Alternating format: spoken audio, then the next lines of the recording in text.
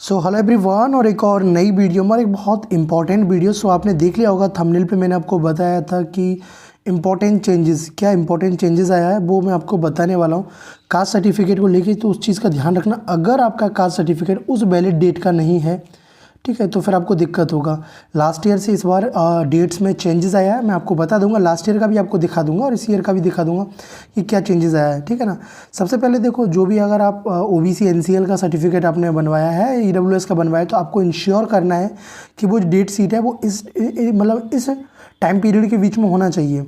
जैसा कि आपको पता है, जो आपका एग्ज़ाम डेट है, देखो ये मैं आपको बता रहा हूँ, जो लेटेस्ट वाला अभी आपका आया है, ठीक है ना। अब तो इसमें क्या चेंजेस आया है वो आपको मैं बता रहा हूँ, ठीक है। तो जो बीएससी नर्सिंग का आपका जो एग्जामिनेशन है, 1 जून को आपका एग्ज़ाम होगा, संडे के दिन। और आपका जो पैरामेडिकल का है वो सैटरडे के दिन 28 जून को होगा। तो देखो इस बार क्या लगा, पहले आपको अलग, दोनों अलग देता था। ये देखो अलग से ओबीसी एनसीएल का जो इशू डेट अलग देता था, ईडब्ल्यूएस का एक अलग देता था, लेकिन इस बार एक साथ दिया और दोनों का सेम कर दिया।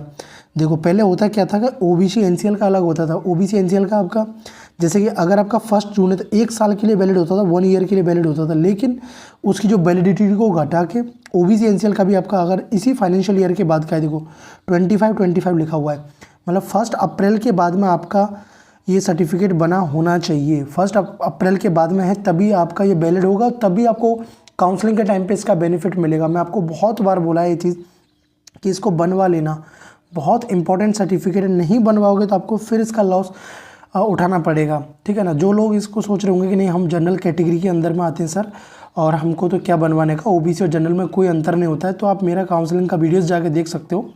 मैंने आपको उसमें बताया कि देखो कितना डिफरेंसेस आता है केवल एक सर्टिफिकेट की वजह से।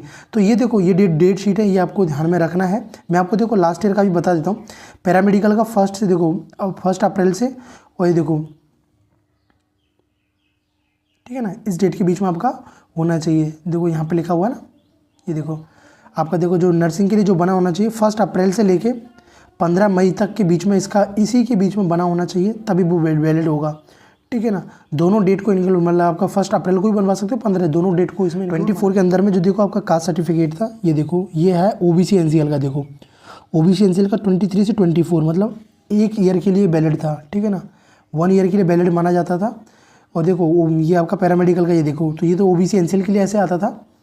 और आपको बता दूँ, ये देखो ईडब्ल्यूएस के लिए आपका, देखो ईडब्ल्यूएस के लिए भी एग्ज़ाम तक का देखो टाइम मिलता था, लेकिन अभी एग्ज़ाम तक का टाइम नहीं मिला। केवल आपके पास 45 डेज़ का टाइम है कि उस 45 डेज़ के अंदर में आपको बनवा लेना है, ठीक है ना। तो ये आपका मेजर चेंजेस है। ये अब कि आपको रियलाइज़ हो रहा होगा कि नहीं सर ये तो छोटा सा चेंजेस है, हम तो अभी बनवा लें, लेकिन जिन स्टूडेंट ने इस डेट के बीच में नहीं बनवाया है, मैं अब भी आपको बता रहा हूँ, आपको काउंसलिंग के टाइम पे बहुत प्रॉब्लम होने वाली है।